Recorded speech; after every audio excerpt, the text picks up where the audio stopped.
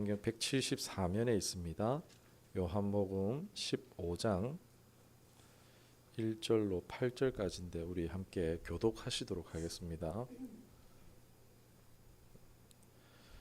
제가 먼저 말씀을 받들어 있도록 하겠습니다.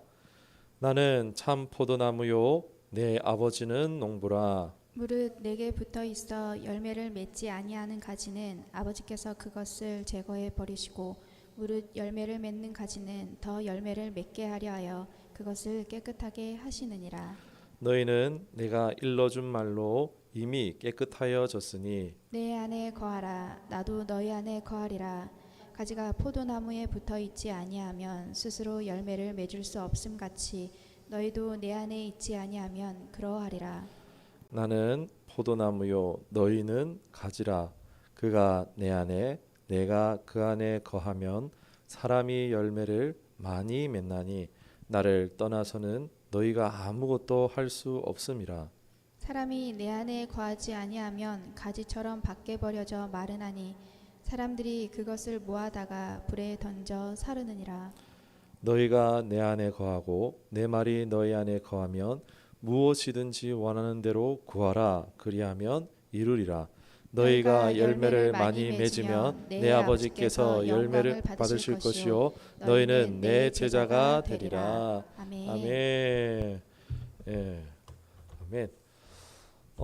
이 장면을 먼저 말씀드리면은 예수님께서 십자가에 달리시기 전에 우리 잘 알죠. 최후의 만찬. 우리 그 최후의 만찬의 그 장면이라고 보시면 생각하면 될 것 같은데 오늘 말씀 제목은 붙어만 있어도라는 제목으로 말씀을 나누겠습니다.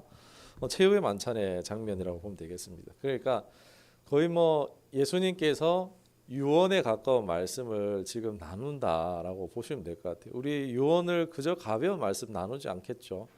그 인생의 모든 것이 함축되어져 있는 그런 말들을 전해주시는 장면이라고 볼 수 있겠습니다. 여기서 예수님께서 비유를 하세요. 이제 포도나무 비유를 우리가 하시는 것을 우리가 알고 있긴 한데 오늘 이 부분을 좀 더 자세히 살펴봤으면 좋겠습니다. 또 이 부분이 중요한 게 예수님께서 공생애 중에서 7가지로 요한복음에 보면은 에고 에이미 해서 나는 땡땡이다라고 하셔서 자신을 소개하신 장면이 있는데 여기서는 특별하게 예수님과 더불어서 하나님을 같이 부원해서 하나님은 누구시고 나는 누구다라고 관계를 설명하신 장면인데 성경에서 중요한 것은요 행위보다 더 중요한 게 관계입니다. 어떤 관계를 맺느냐라는 것이 굉장히 중요한데 오늘 이 말씀을 통해서 우리가 하나님과 어떤 관계를 맺는지 대한 영적인 부분에 이런 설명이 되어지리라고 봅니다. 우리가 함께 이 말씀을 나누고 영육 간에 유익함이 있으시기를 주님의 이름으로 축원합니다. 그런데 여기서 보면은 열매가 있으면은 좋고 또 열매가 없으면은 어떻게 한다라는 말씀이 나옵니다. 뭐라고 나오냐면은 2절에 제가 한번 말씀을 읽겠습니다.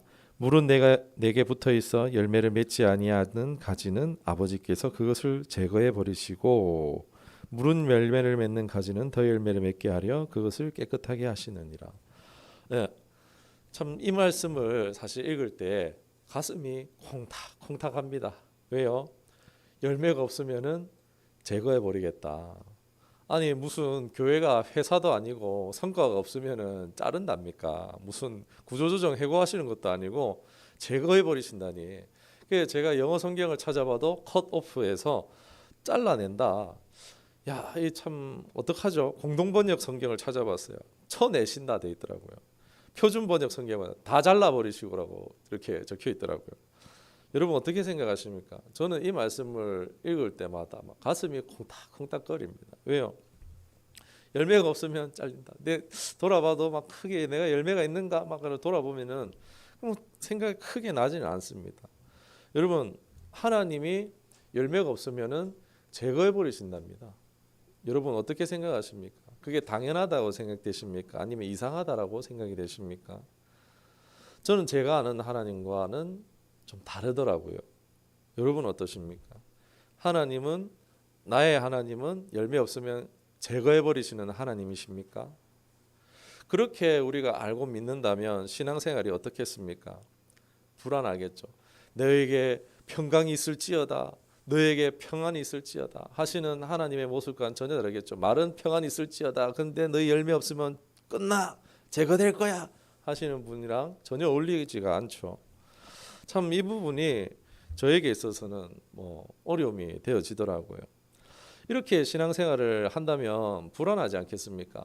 내가 올해 2022년에 열매가 있어야 되는데 한 명이라도 전도해야 되는데 오늘 전도 못하면 어떡하지? 이러면서 그런 열매가 없음에 항상 두려워 떤다면 그 신앙이 평안하겠습니까?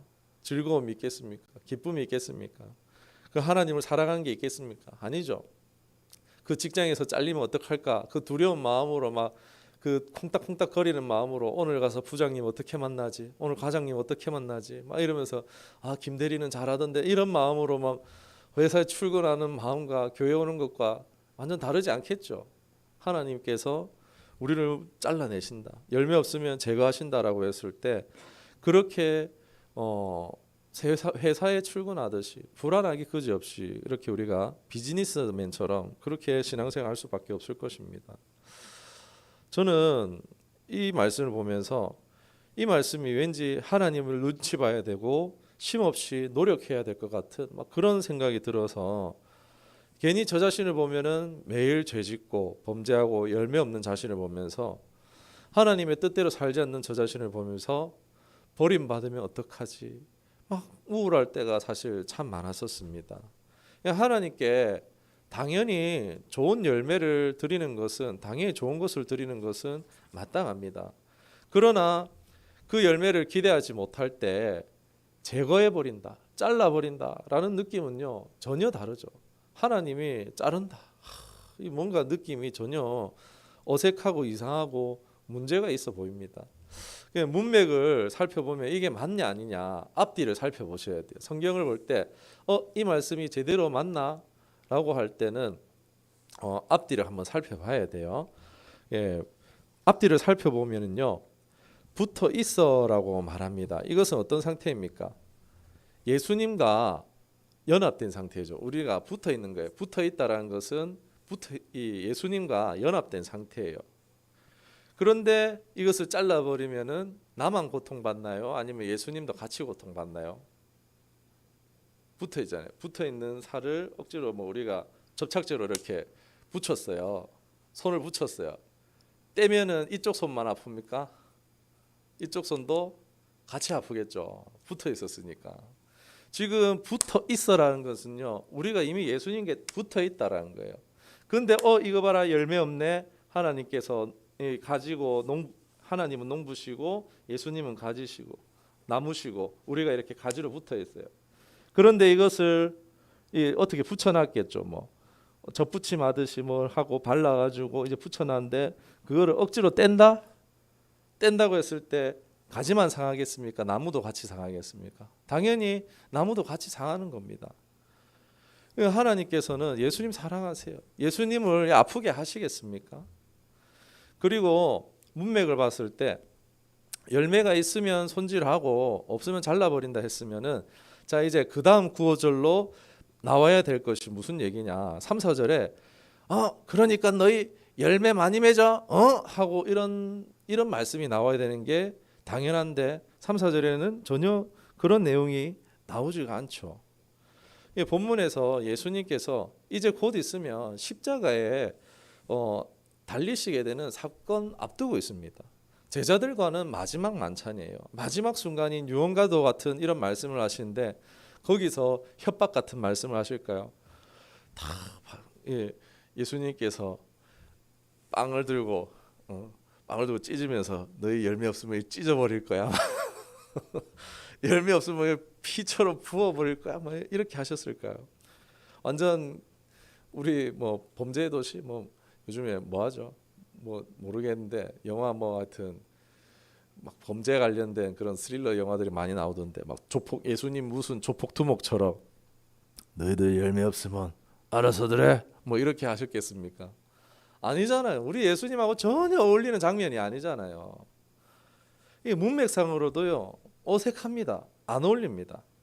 그럼 이 말씀을 어떻게 우리가 받아들이고 해석해야 할까요?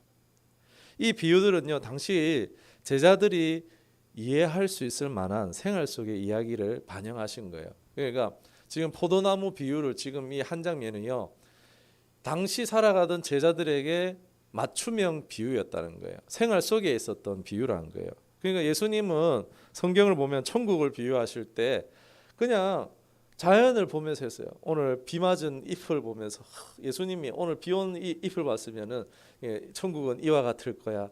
이 이파리에 뭐 묻어 있는 이런 막 그런 식으로 있는 자연 눈에 보이는 그걸로 비유를 들으셨다는 거예요. 그러니까 지금 이 장면도요. 포도나무 비유도 그 당시 농사법에 맞춘 비유를 하셨다라고 보실 수가 있습니다. 우리 성경이요.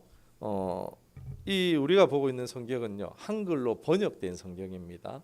번역에는요. 항상 약간의 오역이 있을 수 있다라는 것을 아예 틀렸다라는 것이 아니고 그 단어가 가지고 있는 뜻을 좀 다른 그런 여러 가지 뜻들이 있는데 그 부분에서 어떤 것을 취했느냐에 따라서 조금 성경이 해석이 바뀔 수가 있습니다.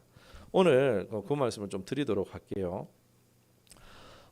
이 여기서 제거하다라는 뜻이 아이러라는 헬라어를 쓰고 있습니다. 그러니까 이것은 자르다라는 뜻을 가지고도 있지만 한편으로는 들어 올리다라는 뜻도 가지고 있습니다. 이게 무슨 얘기냐?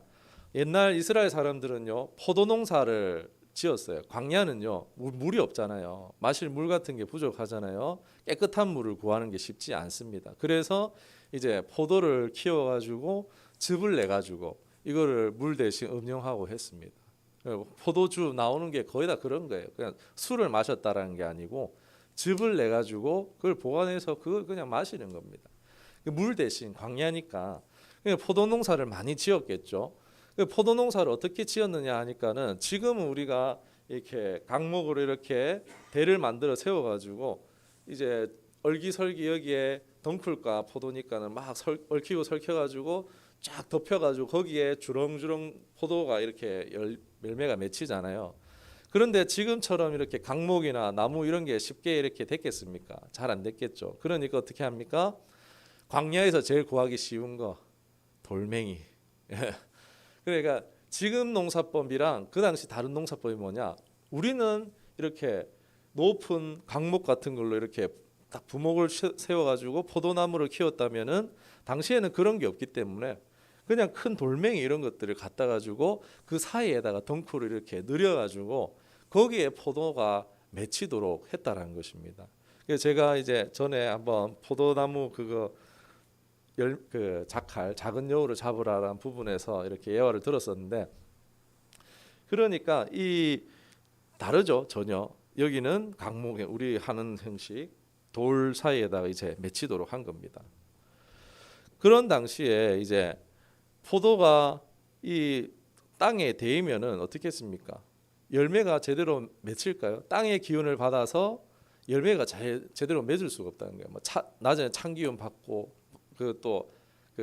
밤중에는 찬 기운을 받고 또는 낮에는 뜨거운 기운을 받으니까 나무가 이 열매가 땅에 데이면 열매를 못 맺어요. 그렇기 때문에 떠 있어야 되기 때문에 바위 사이를 이렇게 대주는 건데 그런데 여기서 열매를 못 맺는다. 그러니까 제거하다라는 뜻을 이 뜻을 써야 되는 게 아니라 아까 아이러 제거하다 뜻 말고 뭐가 있다 그랬죠? 들어 올리다. 들어 올리다라는 뜻을 가지고 있어요. 이 단어가 아이러라는 뜻이. 그러니까 이 가지가 땅에 대어서 열매 못 맺네. 잘라버려야지가 아니라 어떻게 해요? 들어 올려주는 거예요. 열매가 맺히지 못하는 이유가 땅에 대해서 땅의 기운을 받고 있으니까 들어 올려서 바위를 밑에 더 대줘서 들어 올려서 다시 열매를 맺게 해준다는 것입니다. 그러니까 이 말씀을 다시 읽어보면은 전혀 다른 뜻이 되어주죠. 제거하는 것이 아니라 내게 붙어 있어 열매를 맺지 아니하는 가지는 아버지께서 그것을 들어 올려 주시고 무른 열매를 맺는 가지는 더 열매를 맺게 하려 하여 그것을 깨끗하게 하시느니라. 그러니까 이 당시 우리 100여 년 전에 한국 성경이 들어왔잖아요. 그러니까 이 성경을 번역할 때 그 전에도 이렇게 제거하다로 해석을 했을지도 모르겠어요. 그러나 유대 당시의 농사법을 몰랐기 때문에 이 아이러라는 단어를 제거하다라는 단어로 썼다라는 겁니다. 이 유대 농사법을 알았더라면 당시에 이것을 해석했던 사람이 알았더라면은 들어올리다라고 해석을 했겠죠. 그러나 안타깝게도 해석할 때 몰랐기 때문에 제거하다로 해석했다고 볼 수 있습니다. 여러분 이게 진짜 농부의 마음 아니겠어요? 농부가 이거 봐라 이 가지 열매 못 믿네 탁 잘라버리고 그러겠습니까? 우리 이사야 42장 3절에 이런 말씀 있잖아요. 상한 갈대를 꺾지 아니하시고 꺼져가는 등불을 끄지 아니하시고 아버지 사랑 내가 노래해 아버지 은혜 내가 노래해 그 사랑 변함없으신 거짓없으신 성실하신 그 사랑 상한 갈대 꺾지 않으시는 꺼져가는 등불 끄지 않는 하나님. 그러면 이거 제거해 버리면 하나님 거짓말쟁이 되는 거잖아요. 구약에서 분명히 상한 갈대 꺾지 아니하고 꺼져가는 등불 끄지 않는다 했는데 아니 신약 성경에 와가지고 예수님이 와가지고 나는 아버지랑 달라요 제거해 버릴 거예요 이러면은 하나님이 전혀 맞지 않는 하나님 되시잖아요. 하나님은 분명히 이사야서 42장 3절에 상한 갈대 꺾지 않는다 했습니다. 열매 없다고 꺾는다 이런 말씀이 없습니다. 꺼져가는 등불 끄지 않는다 했습니다. 하나님은요 좋은 하나님이심을 믿습니다. 이게 아버지 마음이에요. 이게 하나님 마음이고 참 좋은 농부의 마음이란 것입니다. 놀라운 말씀입니다. 제거하는 무서운 심판의 하나님의 이미지로 정죄감이 시달리고 신앙생활하는데 내 열매 없어서 어떡하지? 하나님 볼 면목이 없어. 불안감에 제거되겠구나. 나 지옥 가는 거 아니야? 이런 강박에 막 내 상황 상관없이 너무 막 힘든데 나는 치유받고 회복돼야 되는데 막 더 헌신하고 더 많이 헌금하고 더 많이 전도하려고 막 인간적인 노력을 빠질 수도 있다라는 것입니다. 이 한 말씀에 오해를 함으로써 하나님을 잘못 이해함으로써 내 정말 하나님과의 관계는 하지 못하고 천국은 하나님과 영원히 같이 사는 곳이잖아요. 그 미워하는 사람하고 같이 못 살잖아요. 하나님과 관계 있는 사람이 천국 가는 거지. 그런데 아무런 관계 없이 그냥 공로로 어떻게든 가보려고 인간적인 노력으로 가는 곳이 천국이 아니라는 것입니다. 로마서 8장 1절에 그러므로 이제 그리스도 예수 안에 있는 자에게는 결코 정죄함이 없나니라고 말씀하십니다. 엄청난 자유를 주시는 말씀이고 하나님께서 돌보심과 인도하심에 확신을 주시는 위로의 말씀이라는 것입니다. 하나님은요 내 인생에 열매 없다고 제거해 주시는 분이 아니라 내 인생이 열매가 없잖아요. 어떻게 하신다고요? 그 밑에 돌을 받쳐주시는 분, 내 인생에 디딤돌을 주시는 분이 바로 우리 하나님 아버지인 줄 믿으시기를 주님의 이름으로 축원합니다. 아멘. 저도 그렇지만 여러분 다 우리 디딤돌이 필요한 인생 아니겠습니까? 내 혼자서 못 살잖아요. 그런 디딤돌이 필요합니다. 낙심하고 좌절된 상태에 있을 때, 고랑에 빠져서 열매 없을 때에 우리 상황에 하나님이 우리 인생에 찾아와서 돌 하나 탁 받쳐서 우리를 들어 올려주시는 분이 하나님이십니다. 성도님들 가운데 지금 인생의 골짜기에 열매 없는 포도나무같이 주저하시는 분 계십니까? 그러면은 오늘 이 말씀을 통해서 내 인생의 돌을 괴어주시는 주님을 보시기를 주님을 축원합니다. 그 디딤돌을 놓아주시는 주님을 볼 수 있기를 저도 함께 기도하도록 하겠습니다. 그 따스한 농부의 손을 경험하시기를 주님을 축원합니다. 네. 아마 이미 디딤돌을 놓아주시는 경험을 받았을 수도 있습니다. 그리고 우리가 그 이미 경험했다면은 나도 디딤돌이 되어주는 인생이 되어야 될 것입니다. 우리 처음 교회가 함께 울고 웃는 동력자에게 디딤돌이 되어줄 수 있는 우리 교회가 되어줄 수 있기를, 또 배우자에게 서로가 돌 하나 놓아주는 그런 위로자와 디딤돌 같은 저희는 될 수 있기를 소망합니다. 이제 참 포도나무이신 우리 주님이 주시는 초점이 뭐냐? 우리 아까 예수님과 우리 붙어 있었다 했잖아요. 가지에, 이 나무에 가지가 붙어 있는 것이 우리의 상태인데 예수님이 하시는 말씀은 이겁니다. 내 안에 거하라라는 말씀이에요.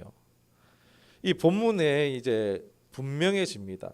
붙어만 있기만 하면은 열매 없을 때 열매 맺을 수 있도록 들어주시고, 이제 열매를 맺기 시작하면 어떻게 하십니까? 깨끗하게 해주신다는 거예요. 더 열매 맺을 수 있도록 우리가 더 훌륭한 사람이 될 수 있도록 하나님께서 우리를 성화시켜줘 가신다는 것입니다.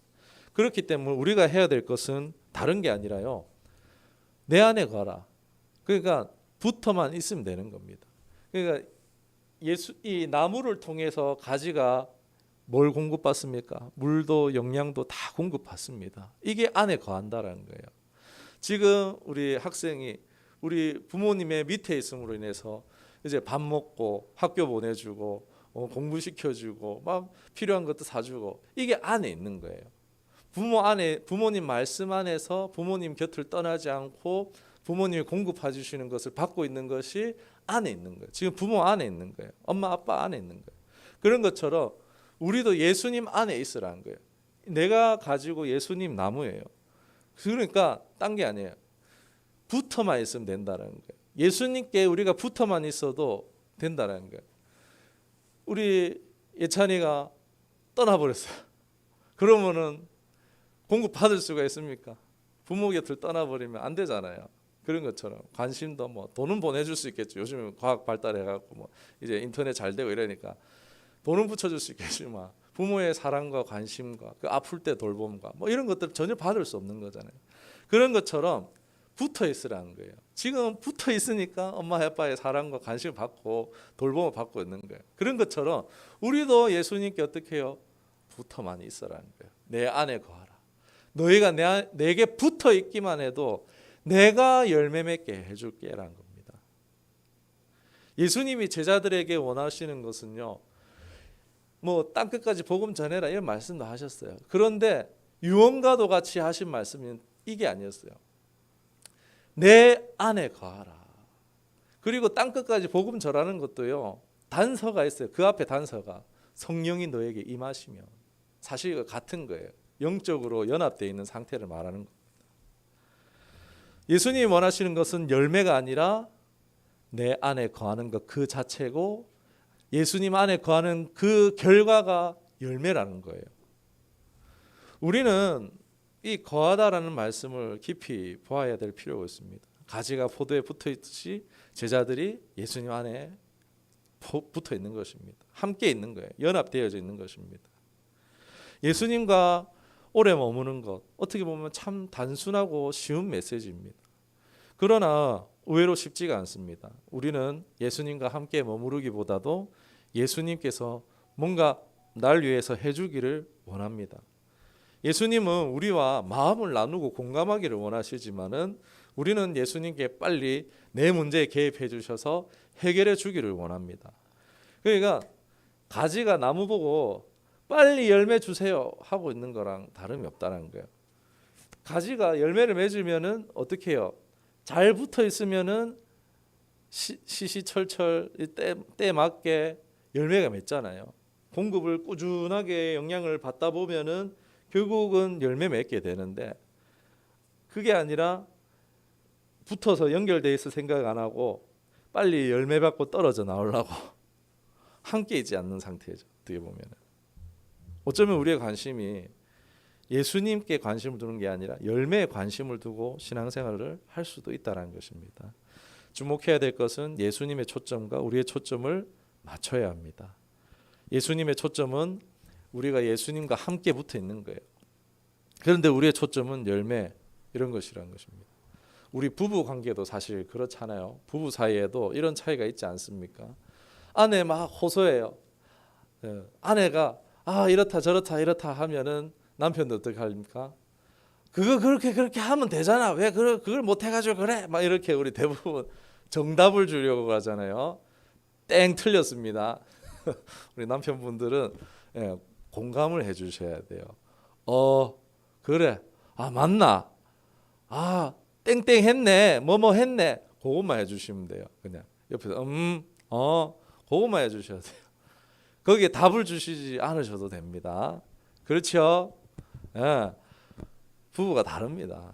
초점이 달라요. 그러니까 그런 거 이것만 해주셔도 돼요. 보면은 기억해 보면요. 아브라함과 하나님도 초점이 틀렸어요. 아브라함은 항상 아들이었죠. 그런데 하나님은 늘 언제나 대답은 엉뚱했습니다. 언제 해결해 줄게가 아니라 내가 너와 함께 하고 있단다. 이 말씀 계속 해주셨던 것을 기억할 겁니다. 그러니까 주님은요 오로지 우리의 예수님에게 붙어 있음에 관심이 있으시지 우리의 행위와 열매에 관심을 가지시는 것이 아니라는 거예요. 그러니까 우리가 어떤 열매를 맺느냐가 주님의 관심이 아니라는 거예요. 주님의 관심은 우리가 붙어 있느냐, 예수님 안에 있느냐에 관심이 있다는 겁니다. 왜냐하면 그렇게 했을 때 열매는 자연히 따라오는 거예요.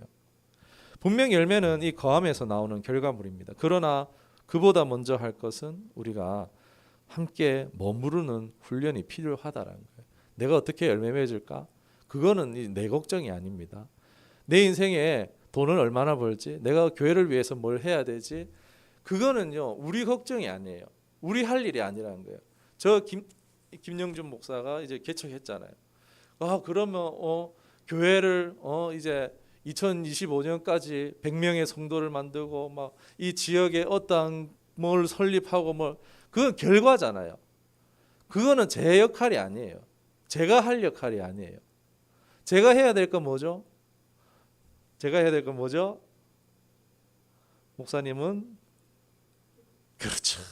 딩동댕 기도입니다. 제가 해야 될 건 예수님 안에 머무는 거예요. 하나님 말씀 보고 기도하고 말씀 보고 기도하고 딴 게 아니에요.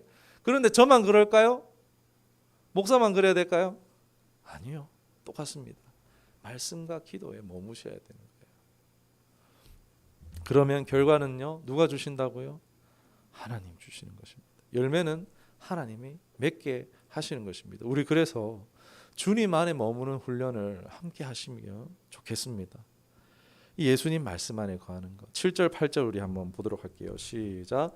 너희가 내 안에 거하고 내 말이 너희 안에 거하면 무엇이든지 원하는 대로 구하라. 그리하면 이루리라. 너희가 열매를 많이 맺으면 내 아버지께서 영광을 받으실 것이요 너희는 내 제자가 되리라. 아멘.